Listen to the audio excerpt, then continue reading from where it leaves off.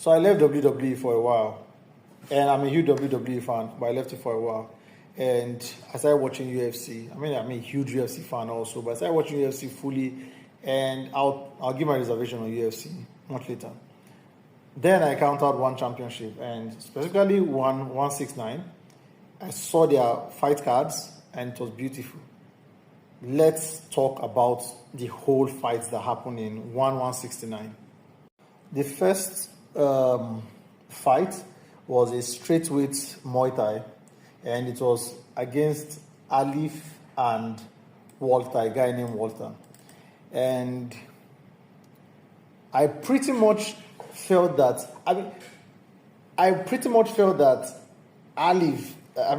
Alif did a good job.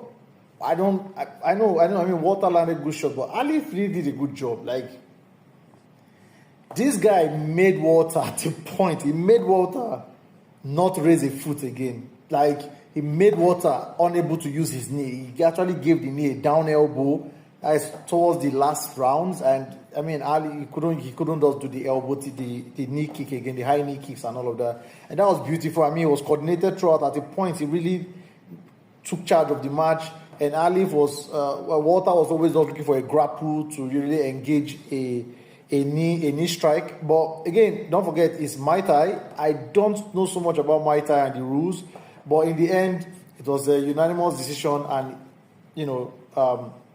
I think Walter actually won the match. Not really what I felt. In fact, Alif didn't even hug or in the spirit of sportsmanship. Alif didn't even hug or whatever. He didn't really get close to Walter after the announcement. He just shocked the whole thing off. So not really something, I didn't really see that coming, but whatever. Let's go to the next one. It gets really crazy on this match. So the next match is actually the women's atomweight. Guys, listen. Listen, we have Ayaka, Moira, and Aragon. Let us call Aragon. That match didn't last 3 minutes. When I watched it, I said, listen, this girl is a constrictor. Like, the positions they were turning themselves into, just at the ring of the first round, it was straight into wrestling, and Ayaka was really going through the whole process to make sure she could subdue her opponent. And I don't know what they call that submission. So what they call the scaffold arm lock. There's pressure on the head and there's pressure on the hand. Oh my goodness! It was tap out ASAP. It was game over. We done. That was so fast, and it was a beautiful one. It was just beautiful to see. And don't forget, it's our ladies, and the way they really executed, the way Ayaka actually executed that submission hold. Let's go to the next one. Featherweight Muay Thai was between Mohammed and Eddie. Eddie is from US. Mohammed is from I've forgotten the country. I can't remember though. But they had 3 rounds, and Mohammed rocked the first 2 rounds. Like, he put Eddie on the ground twice. And I think he was really enjoying it because you could see he was really enjoying the fight. But at a point in the 3rd round, I think he felt so chilled. And my goodness, Eddie rocked him with a beautiful shot. My guy went on the ground, and he really thought about it for a while, like, what's going on. Good luck to him. When he came back into the match, the bell was rung. Unanimous decision. Mohammed won it. So, a beautiful one, but I think Muay Thai, don't ever let your guard down. Man, there are some heavy punchers, right, in a one championship. Some heavy punchers are there. Let's check the next bout, which is a heavyweight fight between Marcos and Amir. And Amir, I remember the match was also so fast. It was a very, very beautiful match to watch. Again, don't let your guard down. It was so fast. The match started as a heavyweight bout, and these guys went into it immediately.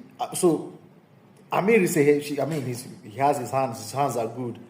Marcos, on the other hand, is technical. He wants to go into wrestling and straight up into the match, missed the jab, straight up. They were first shadow boxing themselves, and I mean, Marcus launched straight into the grapple, and it went all there. They were struggling and struggling, and the mistake, my God. I mean, Marcus is behind Amir, right? He's behind Amir, and Amir wants to get up, and Amir puts his two hands on the ground, leaving his neck open. It was a rare naked choke. It was free to air, rare naked choke. He choked this guy into tapping out. I mean, he locked this guy from the waist, choking him, giving him a chokehold from the back on his neck. It was game over. First round, very quick one. Game over immediately. It's insane. It just gets crazy from there. I mean, we had the straight, the start with kickboxing. I mean, unanimous decision also. Pretty much a unanimous decision from the judges. Not so. I mean, it's a thing, right? So it was just there. It was fun to watch, but like I said, it was a good match. Let's just leave it like that. But unanimous decision, and I think is it Zhang Piang or whatever, somebody won anyway. Let's just leave that. Let's move to the lightweights. Now for the lightweights, I'm trying to really move fast to get to the highlights, so please just bear with me. The lightweight also was so fast. It was so fast. Oh my goodness, it was so fast. Cade, I mean, like, the knockouts are coming in the first round. Cade, actually, it's not really a knockout, so it's a submission. Cade moved in, like, gave him this good punch, rocked the guy to the ground. Before the guy knew what was happening, ravaged the guy a couple of punches, straight into some very crazy choke. They call it the Bravo choke. He choked this guy to tap out. This guy was legitimately bleeding on the choke. I believe the bleed must have come out from the punch, but that was another beauty. Like, it was so fast. First round, go into the action, get the job done, submit the guy, and get out of the ring. So fast, the guy didn't even break a sweat. That was how good that lightweight went. It was so beautiful. We still have a lot. We have the flyweight Muay Thai. Let's check it out. Flyweight Muay Thai was, again, I'll just call it Kong, just to make it sharp. Kong and Tagir. Tagir is from Russia. Kong is from, I think, definitely the Asian region. Listen, Muay Thai, the strength of the kicks. And get it, Tagir put on a very beautiful stance. He made sure he finished the match. It was a unanimous decision, no jokes, but to even stand through those kicks, those left devastating kicks, even when you block them, it, like, Tagir blocks this kick, but it rocks him into distance. Like, Muay Thai. All right, let's check the next one, which actually is the flyweight. And we had Andrino taking in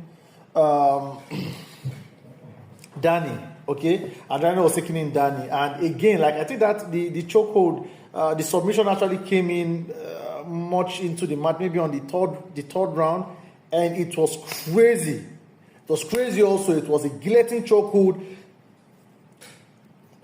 I don't know how to explain these things. I'll put the pictures of the chokehold so you see all these things. This guy is squeezing you. I mean, he's giving you a chokehold already. Then you decided to carry him up. Then he decided to hug you and still chokehold you. The stress on the spinal line alone was something else, while your neck is really, going in a very wrong, crazy position in a chokehold. It was game over. Really game over. Then we move into the female straightweight boxing. Oh my gosh.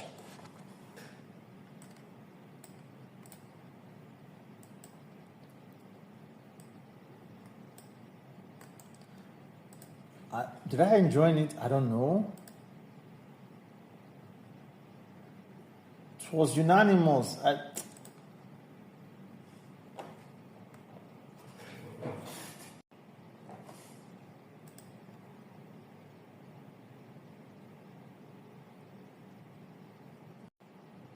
So Jackie won the belt.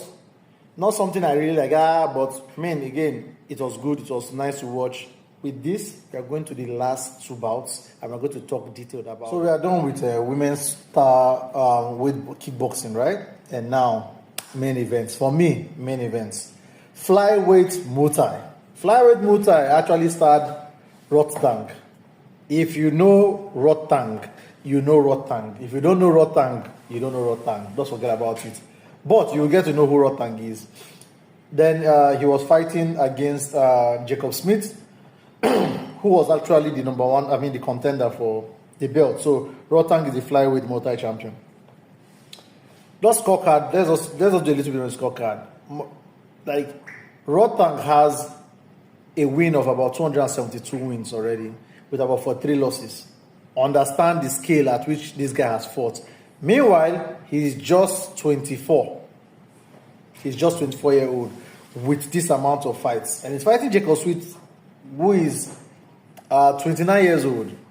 And they went heads in. Now, I know Rotang. Rotang is a beast. He's a demon. He's a demon. He's bad. He's bad. I don't know what to say about him again. He's bad. He's a demon. And he's a striker. So you see my idea. He strikes. There's no grappling, nothing. It's pure striking, pure kicks. The first round, we saw them touching themselves, just testing themselves, feeling themselves out and all of that. Then I think on the second round, Rotang went into demon mode.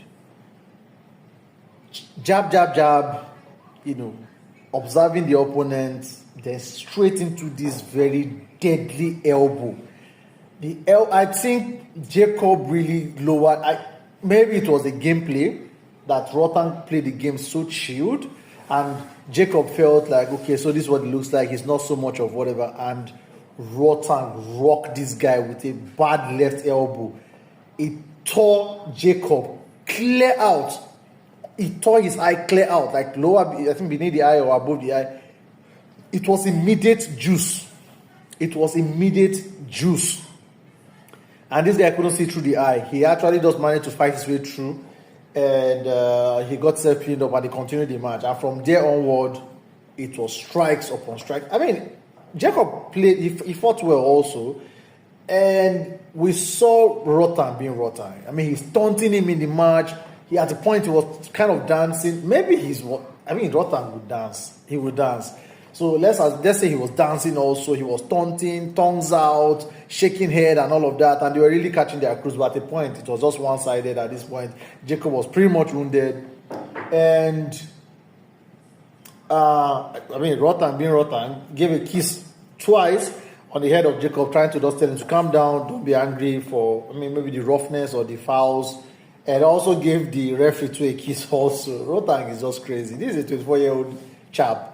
But they're in there and they fought till the end of the bout, which I think it was very brave of what is his name, Jacob Smith, because Rotang was, if you had left Rotang for a fifth round, I think that would be very, very brutal. So it was a unanimous decision. Rotang still rocking his belts. Beautiful, beautiful, and I love the spirit of sportsmanship from Rotang. He went, they knelt down together. He talked to him and just made him understand everything is chilled, it's okay. And this guy is still dripping blood, like badly, man. Just something else. Like, shout out to them. Beautiful, beautiful match. For me, very nice match. Then we went to the main event. It was Kane versus Anatoly. Now, Kane is from Senegal. Anatoly is from Russia. Shout out to Russia. Я русский тоже. Я русский. Вообще. No, я не грец тоже. Я африканец. And it was a clash of continents at this point. Very, very hype pre-match. And yeah, they set into battle. For me, I'm not sure I really enjoyed the game. We had the first round. We had 5 rounds. We had the first round. Anatoly got a yellow card. After the first warning, he did it again, got the second warning. And I felt possibly Kane would have made a very good use of the opportunity that I gave the red card, which was him trying to power slam. And these guys these are titans, not even beasts. These are titans. Like, I can't even remember their weights, but a lot of titans here. And they rocked themselves, and Kane really wanted to give Anatoly a very beautiful takedown. But no, that's a way power slam, that's not a takedown. But somehow, Anatoly held the ropes, and he was giving the first warning. And the same thing again, position themselves back in again, putting them into the position, and this guy wanted to give another takedown much later. The guy held the rope, he got his first yellow, which is 50% off your points. And they continued from there. Kane landed some very beautiful punches. I mean, no, not Kane, rather. Anatoly landed some very beautiful combinations. I promise you, very beautiful combos. Like, very beautiful combos. Anatoly he was looking for the grapple. I haven't watched his match before. This is my first time watching a one championship, so I'm just starting to follow their gameplay, but I've known Rotang for a while, just in Rotang. Kane is really looking for, Kane kicks, yeah, he punches also, but he was all through the match looking for a grapple. What he intended to do with the grapple, I really don't know. I'm not sure he was going for any submissive move, because there was actually no submission going on the whole thing. So I don't really know what was his gameplay was. He was going for a grapple, and he just kept on hugging themselves at the corner of the ring. The hug. The ref got tired, and they had to break. Even the fans were booing. You guys fight, and the ref had to break them out. Fight. It was just hugging all through, as far as I'm concerned. Little jabs and all, but yeah, Kane landed this very bad jab to the left eye of Anatoly, which tore him right, really just tore the guy open immediately. But in the end, they fought themselves through the whole round. I felt Kane would have actually been able to knock Anatoly out, because you could see Anatoly was a little bit tired and wobbly, trying to hold on to this. They held for a long time. So that's really something to point. Overall, Kane won with a split decision. So 2 out of 3 judges, 2 said you won, 1 said you didn't. So that's what it simply means.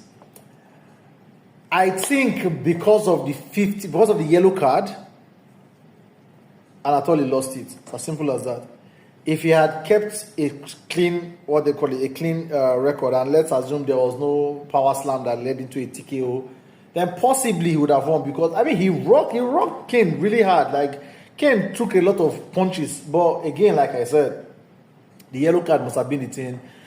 Don't get a yellow card is the conclusion. We have a new heavyweight one champion, and that is Omar Kane from Senegal. So it's what it is. Did I enjoy the match? Not really. It was pretty much hugging all through. Even the fans, the live scene, didn't enjoy it. Overall, what matches did I enjoy? Number 1, undoubtedly, women atom weights. That submission was insane. Number 2, the heavyweights, Marcus versus Amir. Badass, textbook rare chokehold. Simple as that. Textbook rare chokehold. Number 3, Kadi and Ahmed, where we had this Bravo chokehold from the first punch that pushed Ahmed to the ground, and straight up rapid punches and straight into a Bravo choke. Beautiful, beautiful one. Then we had Tagir and Kong. Man, those kicks. Oh my goodness. And let me say flyweight. Definitely flyweight. We had Andrino and Danny, guillotine choke, bad one. Then the final one for me, there was no submission, but a very beautiful match to watch, was definitely Rotang and Jacob Smith retaining his belt, unanimous decision. Beautiful, heavily experienced, champion going into with a contender, and he really does rock the game through. So that is, I think, let me say my 5 favorite out of how many matches? 1, 2, 3, 4, 5, 6, 7, 8, 9, 10, 11 matches. 5 favorites, beautiful. I'll drop a link to where you can watch the match for 5 hours plus. It was just it. From now on, you guys are going to be getting review both on UFC fights and also one championship. WWE and yes, UFC, I feel is not rough enough. Simple. Let's move to the next review.